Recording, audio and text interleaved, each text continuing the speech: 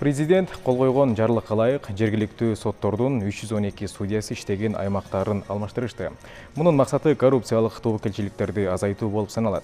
Мындай масштабтуу орун которуу канчалык натыйжа берет деген суроо жаралбай койбойт. Бүгүнкү берүүбүздө судьялардын ротациясы тууралуу кеп кылабыз. Программабызда 1-май райондук сотунун судьясы Аида Апысова студиябызда. Саламатсызбы, кутман күнүңүз менен. Алгач сизди куттуктап кетебиз. Борбор калаанын ушул судьясы болуп шайланганыңызга ишиңизге жетерди каалайбыз. Алгач эле айтсаңыз, иш тажрыйбаңызга токтоло кетсек, канча жылдан бери бул тармакта эмгектенип келесиз? Саламатсыздарбы, урматтуу телекөрүүчүлөр. Мен сот системасында 2002 жылдан бери иштеп келем. Жергиликтүү соттун аппаратында катчы кызматынан баштап эмгек жолумду баштагам. Андан эмгек жолумду улап, жогорку соттун аппаратында да иштегем. Ал жерде соттун жардамчысы, улук жардамчысы деп ошондой кызматтарга чейин аркалап, андан 2016 жылы март айынан бери жергиликтүү соттун судьясынын ыйгарымдуу укугун жүзөгө ашырып келем. Аида Айдаралиевна, мынакей буга чейин дагы сот тармагында реформа жүрүп келген. Жакшы жаманбы, бирок учурда жыйынтыктары чыгып атат. Ротация, орун алмаштыруу кандай жүрүп жатат, айтсаңыз? Кыргыз Республикасынын судьялардын статусу жөнүндө Кыргыз Республикасынын конституциялык мыйзамында 26 беренесинде жергиликтүү сотторду которуу негиздери жана тартиби каралган. Ошого ылайык ал жерде негиздери бар, өз каалоосу боюнча ошондой эле сот жаңыдан башка уюшулганда анын түзүмү жана штаттык саны өзгөргөн учурда, ал эми үчүнчүсү ал соттордон жана мамлекеттен көз каранды болбогон жагдайлар пайда болгон учурда судьяларды мамлекеттик коргоо максатында. Төртүнчүсү ал ошо бир сотто жергиликтүү соттун ыйгарымдуу укугун 7 жылдан ашык жүзөгө ашырган учурда. Бешинчи пункту бар, ал жерде жергиликтүү соттордун штаттык саны да бош кызмат орун болгондо. Ал эми ошол тартиби соттор арызы менен кайрылат, ошондой тартипте жүргүзүлөт. Кээ бир адистер айтып атат, баары бир орун алмашкан менен сум өзгөрбөйт деген дагы мындай пессимисттик көз караштар дагы бар. Бул канчалык деңгээлде ушул коррупциялык жана башка туура эмес иштерди азайтууга өбөлгө болот? Бул жергиликтүү сотторду которуу, бүгүнкү күндө биз кеп кылып жаткан ротациялоо, мен ойлойм бул үзүрүн берет, натыйжасын берет, анткени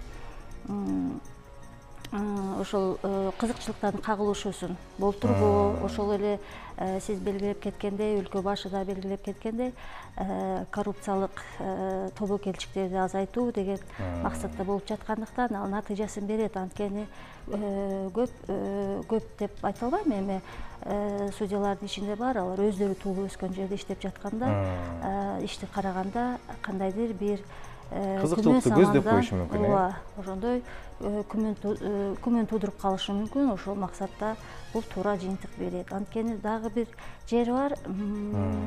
Мисалы мен шаардык борбордогу сотторго келгенде эмнени байкадым, иштердин категориясы дагы бир топ өзгөчөлөнөт.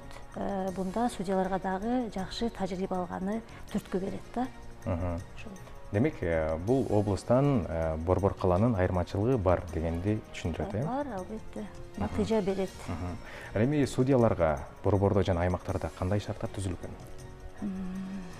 Жакшы шарттар түзүлдү деп айтсам болот, анткени борбордон аймактарга которулуп баргандарга дагы турак жай менен камсыз болуп атат. Ал жактан бул жак борборго келген судьяларга дагы турак жай менен камсыз болуп атат. Үй бүлөсүндө бала бакырасын дагы, ошол эле мектепке жайгаштырганы баардык мүмкүнчүлүктөр түзүлүп атат.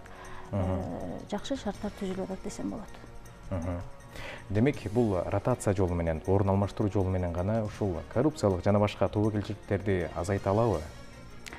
Албетте, ушу жаңы эле сөзүмдө айтып кеттим го, болот. Мына коомчулук өзү байкап билет болуш керек, натыйжасын берет.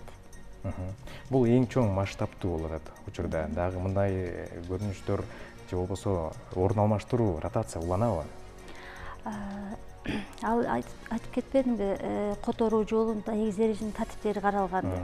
Ал жерде өз каалоосу боюнча деп баардык 5 пункту мен белгилеп кеттим. Албетте ошол жагдайлар учураган кезде албетте болот.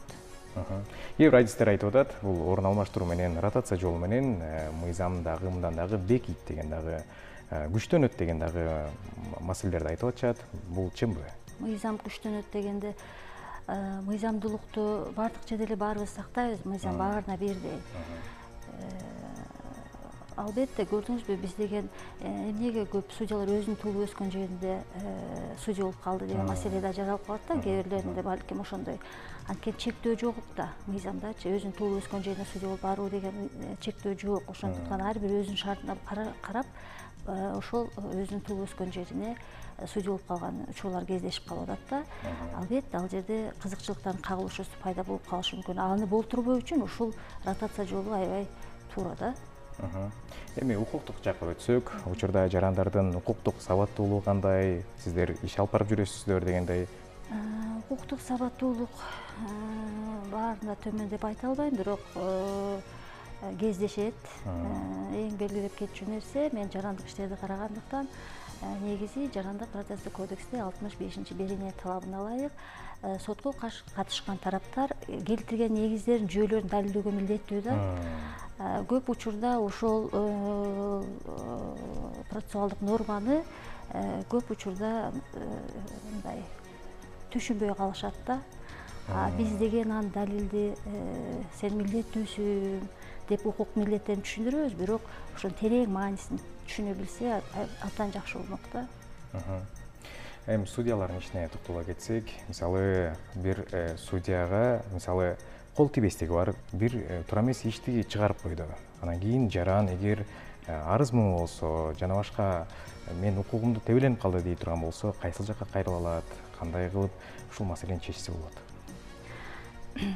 Ал тартип комиссиясы бар, ал жака кайрылса болот. Мен жогоруда өзүм сөзүмдө айтып кеттим. Кыргыз Республикасынын судьялар статусу жөнүндө Кыргыз Республикасынын конституциялык мыйзамынын 31-беренесинде көрсөтүлгөн судьялардын тартип бузган жоосуну жасаган учурда тартип жоопкерчилигине тартылат. Ал ар намыс кодексинин талаптары бузулса, ошол эле өз мүлкүн туура эмес декларациялап көрсөтсө, декларацияга дегендей. Анан ал жерде дагы бар, соттук актыларга нааразы тараптар бул жогорку турган инстанцияга даттанат да. Ошондо судьянын өзүнүн эмгек тартибин одоно бузган учурда дагы жоопкерчилик каралган да. Кыргыз өлкөсүндөгү судьялардын азыркы мисалы эгемендик алгандан бери деңгээли кандай болду? Өлкө өнүгөт да, туурабы? Ошол сыяктуу системада дагы биздин сот бийлик бутагында дагы өнүгүү болуп атат десем болот. Жакшырып баардыгы кандай десем, жакшы жагына өзгөрүүлөр болуп жатат дейм да. Анткени биз ошол именно системада иштеген үчүн биз аны көрүп байкап жатабыз, болуп атат. Дүйнө жүзүндө негизи Корея жана башка өлкөлөрдүн Сингапур биринчи орунда турат экен да.